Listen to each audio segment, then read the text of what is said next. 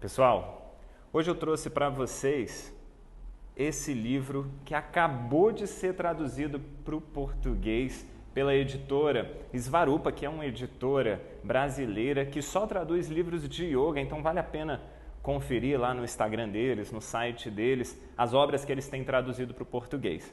E esse livro é um livro muito relevante, Yoga Bhari, As Origens da Prática Postural Moderna. Livro super relevante nas discussões de yoga atualmente, do Mark Singleton, que é um grande nome. Se vocês já ouviram falar também do livro Raízes do Yoga, né? The Roots of Yoga, também do Singleton em parceria com Mellison. Então, Mark Singleton é um pesquisador britânico que viveu muito tempo também na Índia, praticando e estudando yoga. E ele faz parte do SOAS, que é um departamento de estudos asiáticos da Universidade de Londres. E esse livro fez parte da tese de doutorado do Singleton em 2010. Esse livro ainda não tinha uma tradução para o português e acabou de ser feita pela editora Svarupa, então vale muito a pena. Nesse livro, o Singleton vai aprofundar para falar sobre o asana, sobre o yoga postural, que é tão predominante hoje no mundo moderno, né? A gente não imagina atualmente um yoga sem asanas.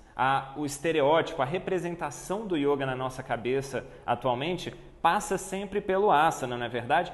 E por vezes, escolas de yoga colocam que esses asanas têm uma base em práticas arcaicas, práticas de milhares de anos, e ele vem, por meio desse livro, desconstruir muito disso.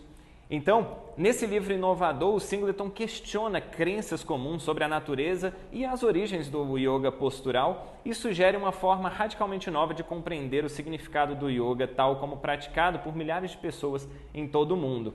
Eu vou ler um pouquinho aqui para vocês terem só uma noção, só um gostinho da profundidade das discussões da tese do Singleton.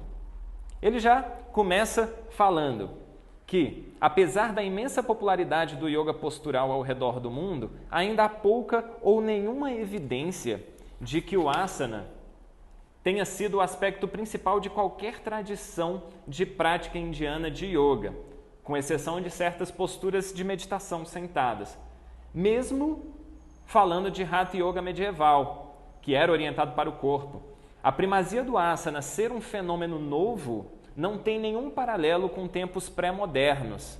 Ou seja, mesmo o Hatha Yoga não tinha esse foco que a gente hoje em dia dá para os asanas, para o yoga postural.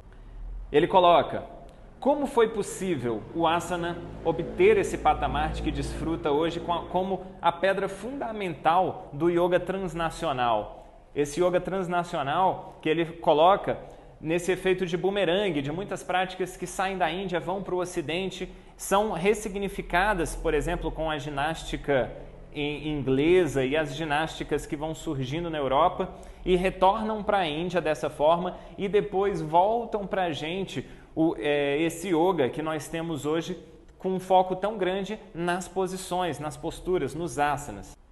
Ele traz uma reflexão na introdução também que eu achei fantástica, que é uma forma mais válida e útil de pensar as posições seria considerar o termo yoga, quando referido à prática postural moderna, como um homônimo e não como um sinônimo daquele yoga, quando a gente se refere ao yoga de Patanjali, ou ao yoga dos Tantras, ou ao yoga do Bhagavad Gita.